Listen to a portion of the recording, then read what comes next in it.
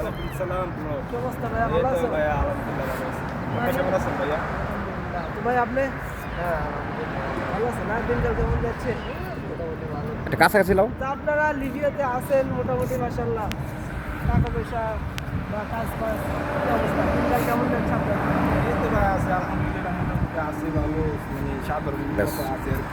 ভালোই? ভালোই। মাশাআল্লাহ, মাশাআল্লাহ।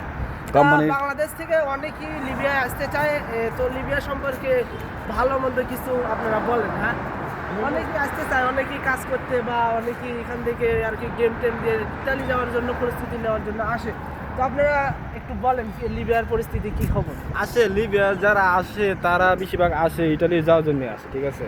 হ্যাঁ। তো আমি মনে করি যারা ইটালি যায় তারা আসুক, যারা ইটালি যায় তারা আসুক, আর যাদের টাকা পয়সা কম তারা লিবিয়া না আসেই ভালো।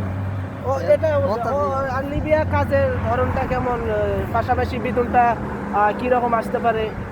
বেতন যারা নতুন আসে হ্যাঁ। ফেরা পরে হাজ গেলে 20, দেখা যায় যে অনেক যারা ভাষা বোঝে না, ভাষা নতুন বোঝে আসার না, পরে আজ আরবি গেলে- কম বোঝে, এই কারণে আর কি টাকার মানটা খুব কম হয় প্রথম নতুন অবস্থায়, বেতনটা কম হয় আর কি। এমন নতুন অবস্থা একটু বেতন কমই পড়ে, যখন পুরাতন হয় তো এমনি বেতন বাড়ে।